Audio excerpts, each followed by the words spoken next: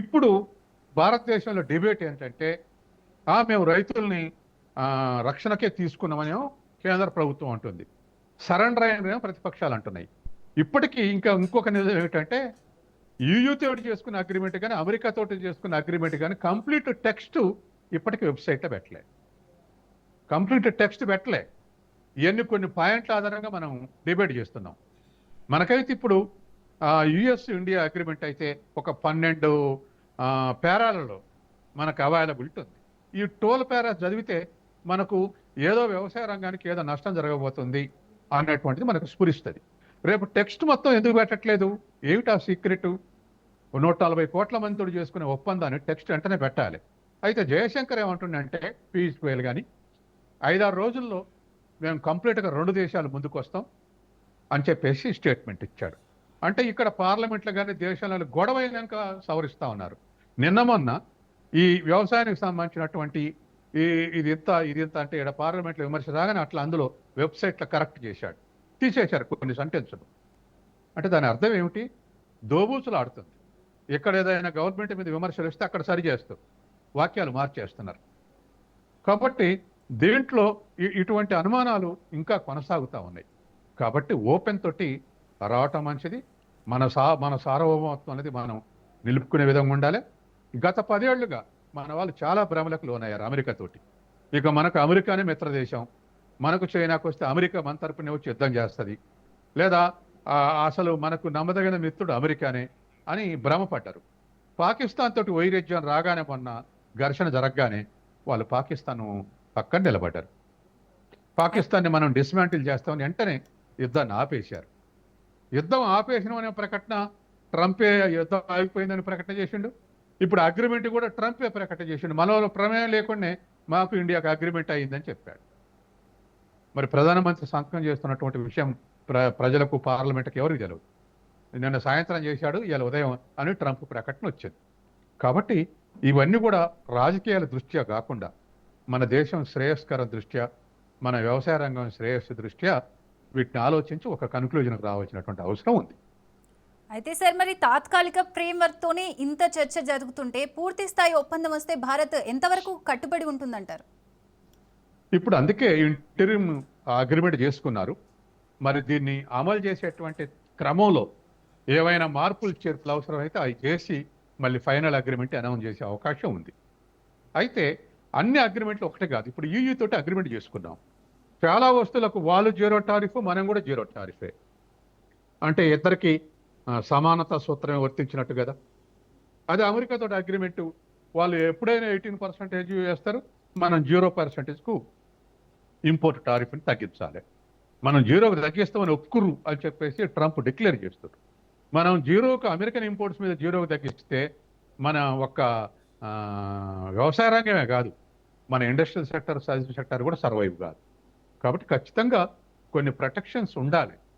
ఉండకపోతే కష్టం అవుతుంది. ఇవాళ ఇంత డెవలప్డ్ కంట్రీ అమెరికా, ఇంత డెవలప్డ్ కంట్రీ మనకి H1B వీసాలు నిలిపేయాలని చెప్పేసి పార్లమెంట్ చర్చ జరుగుతుంది.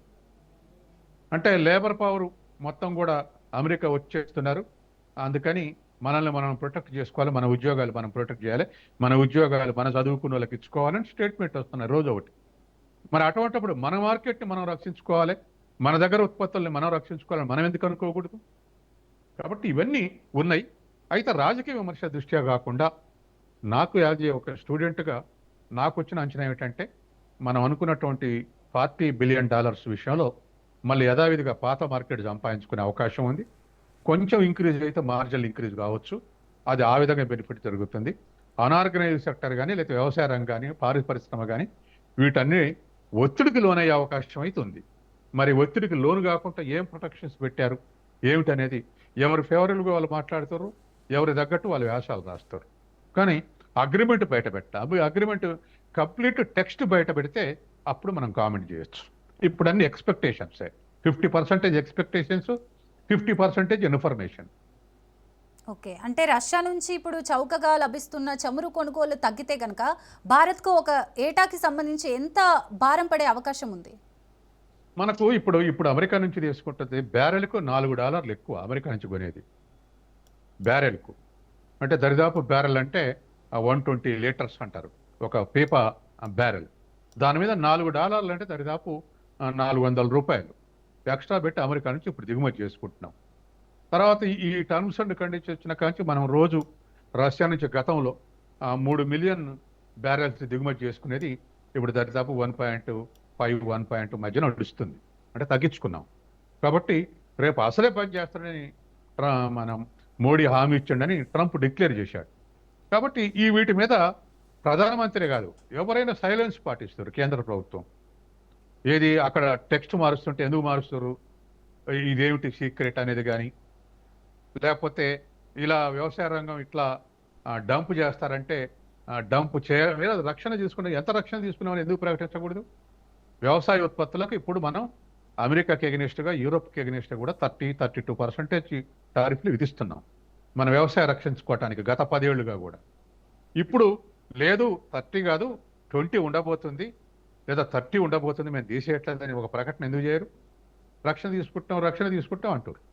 కాబట్టి ఇది మనం పొలిటికల్ వైపు పోకుండా చూస్తే ఖచ్చితమైనటువంటి వైఖరి కలిగి ఉండాలి ప్రభుత్వం.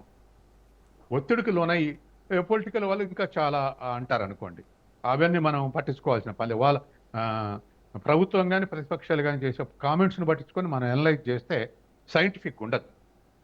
ఇప్పుడు రాహుల్ గాంధీ ఏమంటాడు, ఎప్స్టీన్ ఫైల్స్లో ఉండబట్టే మోడీ పేరు, తర్వాత ఇంకొక మంత్రి పేరు ఉండబట్టి అవి బయట పెడతామంటే ఒత్తిడికి లోనే పెట్టారని అంటాడు. మనం వాటిని కన్సిడర్ చేయం. అట్లాగే అధికార పార్టీ మేము మొత్తం ప్రొటెక్షన్స్ ఇచ్చినాం అంటారు. ఎంత ఇచ్చారో చెప్పమంటే చెప్పట్లే. కాబట్టి ఈ రెండు వైపులు కూడా అవి గమనంలో తీసుకోకుండా మనం మన ఆర్థిక వ్యవస్థకు బెనిఫిట్ అయ్యే విధంగా వ్యవహరించాల్సినటువంటి అవసరం ఉంది. అందుకని ట్రేడ్ కంపల్సరీ ఉండాల్సిందే. టర్మ్స్ ఆఫ్ ట్రేడే జాగ్రత్త వహించాల్సినటువంటి అవసరం ఉంది. ఒకళ్ళు డిక్టేట్ చేస్తే మరొకళ్ళు అనుసరిస్తే నష్టపోరు. ఓకే, అంటే పార్లమెంట్ ఆమోదం లేకుండా ఇలాంటి ఫ్రేమ్ వర్క్లు ముందుకు వెళ్ళడం సరైన ప్రక్రియ అంటారా? నిజంగానే రాహుల్ గాంధీ ఇప్పుడు ద్వంద్వ వైఖరికి నిదర్శనం అని చెప్పి మోడీ గారిని అయితే విమర్శిస్తున్నారు. ఆయన మాటలను ఏ విధంగా చూడాలంటారు? ఖచ్చితంగా ఏ నిర్ణయం తీసుకున్నా పార్లమెంటుకు ప్రజలకు తెలిసే విధంగా నిర్ణయాలు తీసుకోవటం మంచిది. ఎందుకంటే ఓపెన్నెస్ ఉండాలి. ఎందుకంటే ఇది కేంద్ర ప్రభుత్వానికి అమెరికా ప్రభుత్వానికి మధ్య అగ్రిమెంట్ కాదు, మొత్తం inclusive industry, service sector, agriculture sector మొత్తం ఇన్క్లూజివ్నెస్ ఉంది. దీంట్లో అన్ని రంగాలు ఇన్వాల్వ్ అయి ఉన్నాయి. ఏదో ఒక వస్తువుదో ఒక సర్వీస్దో కాదు. అంటే 140 కోట్ల మంది ప్రభావితమైనటువంటి అగ్రిమెంట్ ఇది.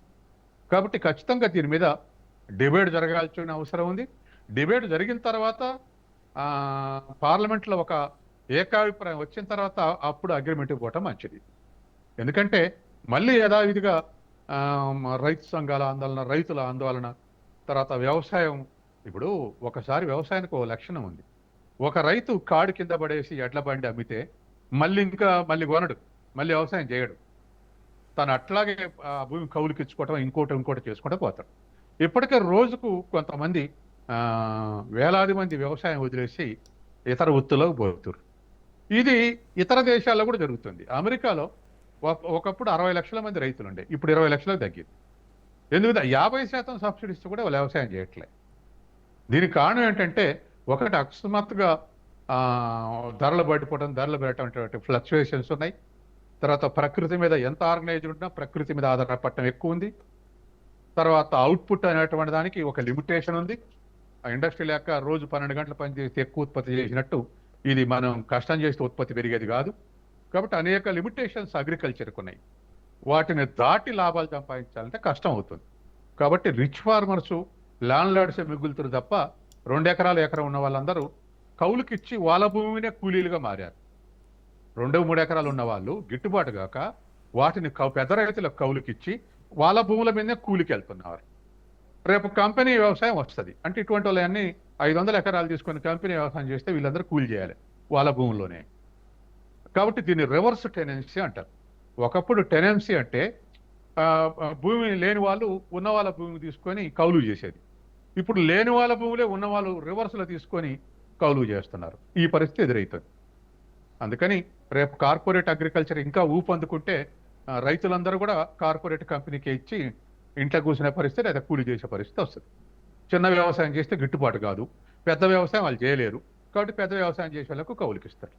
ఇటువంటి రివర్స్ టెండెన్సీ నెమ్మదిగా పుంజుకుంటుంది. అందుకని మన వ్యవసాయ రంగాన్ని, ఎందుకంటే యూరప్లో అమెరికాను వ్యవసాయం దివాలు తీస్తే పెద్ద వాళ్ళకి వచ్చే కష్టమే లేదు. రిచ్ కంట్రీ, ఇంపోర్ట్ చేసుకుంటారు. రెండోది జనాభా తక్కువ. మనం 140 కోట్ల మందిని ఆహార ధాన్యాలు పెట్టి సాధాలి, మనం బతకాలి. కాబట్టి మనకు అది పెద్ద బర్డన్ అయిపోద్ది, దిగుమతి చేసుకోలేము. పెద్ద జనాభా ఉన్న దేశం. మనల్ని మనం ప్రొటెక్ట్ చేసుకోవాలంటే మన వ్యవసాయాన్ని కూడా ప్రొటెక్ట్ చేసుకోవాలి.